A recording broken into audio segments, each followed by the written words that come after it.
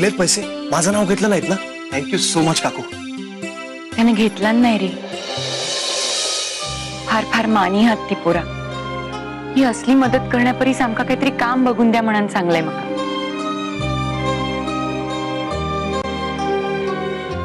त्यांचंही बरोबरच आहे काकू. माझ्या मनातला त्यांच्याविषयीचा आदर आता अजूनही वाढलाय. पण हरीश, त्यांना मदत तरी कशी करूची रे?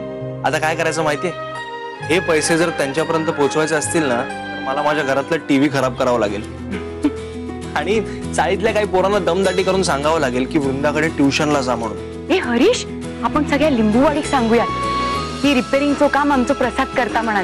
हळूहळू त्याचं नाव झालं ना, ही कामं पण येत ते का काय? मस्तच आहे. मी सुद्धा माझ्या पोरांना सांगतो प्रसादची पब्लिसिटी करायला, मग अशी धडाधड कामं येतील बघा. चला चल.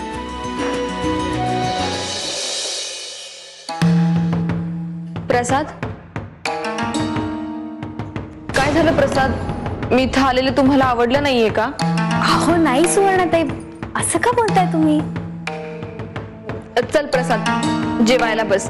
मी तुझ्यासाठी डबा आणलाय, खास तुझ्या आवडीचं जेवण बनवलंय आणि मी आज स्वतः वाढणार आहे तुला. तू कशाला त्रास करून घेतलाय सुवर्णाताई? अरे आम्हाला हे काही नकोय. अरे असं काय बोलतो? ते काही नाही, मी तुझी बहीण आहे ना, मग मी जे सांगेल ते गपचूप ऐकायचं. आणि आज मी तुला स्वतः वाढणार आहे. हे बघ, आम्ही दोघंही जेवणार नाही आहोत,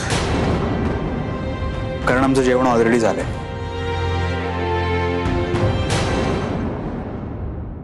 जेवण झालंय, आता कसं पटवू याला?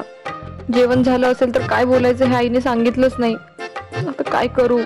आईने तर सकाळ संध्याकाळ पुरे एवढं जेवण डब्यात भरून दिले, मग आता काय करू? अरे मग संध्याकाळी खा ना. सुवर्णाताई, ऍक्च्युली संध्याकाळी आम्ही सुधा काकूंकडे जेवायला जाणार आहोत. अरे असं काय करताय? सुधा काकूंकडे नंतर कधीतरी जा. मी एवढ्या प्रेमाने आणलाय डब्बा, प्लीज आज खा. सुवर्णाताई, जेवलो असतो आम्ही, पण आम्ही त्यांना ऑलरेडी सांगून ठेवलंय, आम्हाला जावंच लागेल. काय ग? हो, जावं तर लागेलच.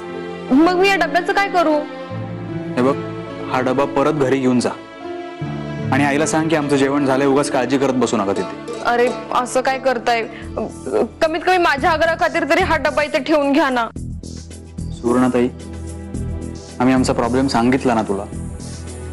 अख्खा कार्यक्रम आमचा ठरलेला आहे दिवसभराचा, आम्ही नाही जेवण करू शकत इथे. अरे जेवण आईने नाही, मी आणलंय. मला माहितीये ना, आणलेस तू, पण आईच्या सांगण्यावरून आणलेस. आईनीच तुला पाठवलं असणार हा डबा घेऊन. अरे खरंच तसं काही नाहीये, मी ठरवलं आणि मी घेऊन आले. हे बघ, मी तुला दिवसभराचा सगळा कार्यक्रम सांगितलाय, म्हणून तुला परत एकदा सांगतोय, हा डबा घेऊन जा प्लीज. असं म्हणतोयस, पण आई मला ओरडेल.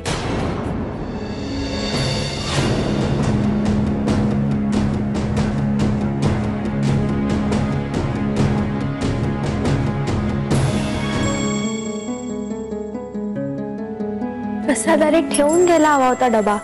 आईने इतका प्रेमाने पाठवला तर आपण ठेवला असता ना. मला या विषयावरती बोलायचं नाहीये.